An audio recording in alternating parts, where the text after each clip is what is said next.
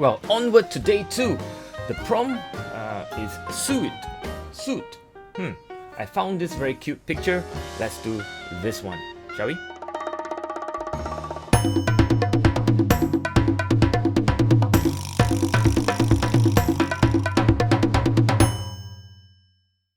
So here we go. Very simple drawing of the person, the little girl that has a drawn mustache. Well, I'm not sure I can make it believable, but let's try. Well, anyway, it's about challenging ourselves.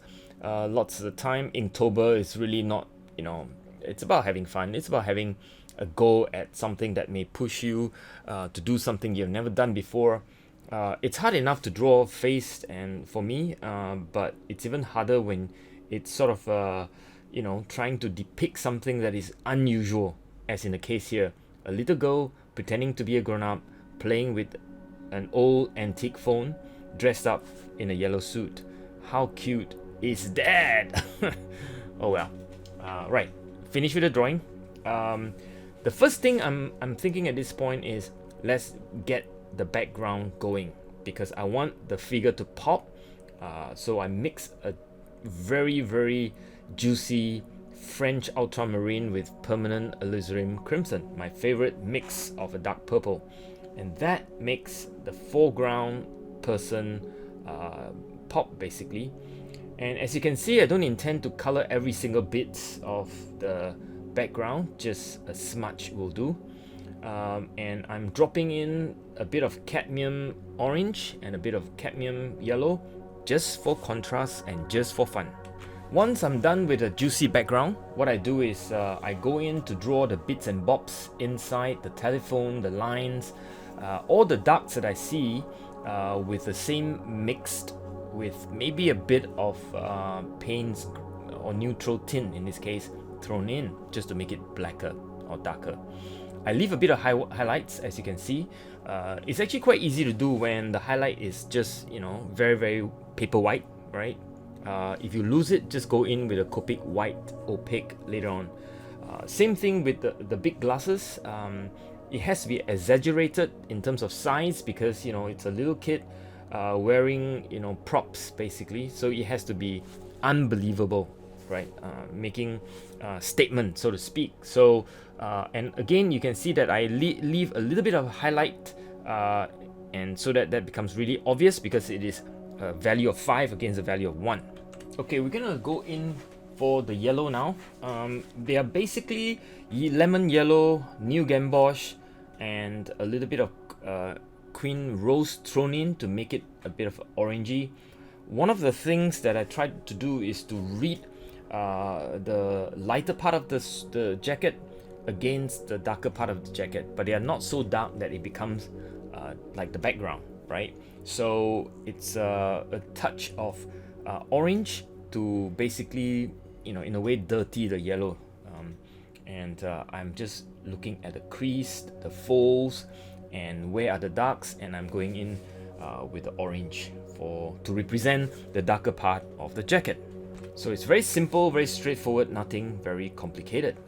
And I think sometimes in watercolor we overcomplicate it ourselves in our head and makes our sketch muddled. If you keep it simple like that, it's very, very easy. Keep the wash fresh basically. Now this part is a bit more tricky. It's the skin tone. What I'm doing here is using a base of Naples yellow.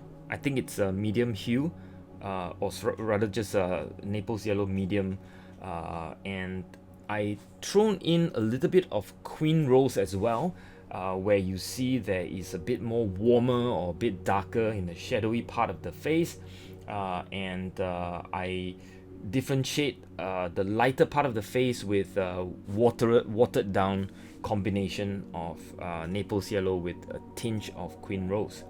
For the really dark shadow, as you see on the face, I add the original mixture of the purple into the skin tone mixed, and I very delicately paint to just give the form, if you like, on the face. The shadow, I let it wet on wet mixed on paper so that there's a bit of gradation and make it believable. oftentimes when there's too much of a hard edge on the shape, it becomes unbelievable. The hair, I have already used the shadow into the hair so that the hair is somewhat, having an edge that's lost into the shadow, if you like. Now I'm just drawing a few strands of hairs to indicate where the hairs are. Go in to put in a bit more eyebrow, the eyes, and so on. Little bits and bobs of darks, basically, and lines, if you like. Looking at where the jackets, the buttons, and some of the darker sort of shadow. I'm being very careful not to overdo the darks because it is very easy to overpower the sketch with too much darks and therefore make it more illustrative in that sense. Although this is not a realistic painting by any by any means, you still don't really want to make it so illustrative that it becomes more like a cartoon, right? So again, very small touches here and there just as I read it, and I'm softening some of the edges as well, because some of the shapes after they have dried has become hardened in terms of the edge, so softening that. Again, I'm looking at how I'm just reading the photograph and I'm just replicating what I see. I guess when you have learned to observe and see more, you'll be able to sort of sketch or copy, basically. I'm also thinking forms and shadows. In other words, I'm looking at the whole thing and I'm trying to create three-dimensional sense. I'm going in to put in a bit of highlights as well. As you can see on the cable, there are very lots of little dots of highlights. I'm using my Copic opaque white to get back those whites as well. So tiny touches, not too much. I didn't even bother to soften the edges, write my name, and I think with all the highlights and all that, I might just take a step back and see what else I need to fix. I realize the fingers, that's a bit not readable, so I go in with a bit of pencil lines and a bit of shadowy sort of structure. I put a bit more red on the lips. Be very careful to leave the white highlights on the lips intact. Go in with a bit of definition on the eye, and so on and so forth. So little touches here and there as I see fit. Sometimes you just make it, you may just overwork it. So at this stage of the sketch, I'm always very careful. Am I done? Am I done? Am I done? One of the hardest things to do is know when you're done. So I think I'm done, right? So I hope you enjoyed this. Enjoy and do Inktober if you can. Goodbye.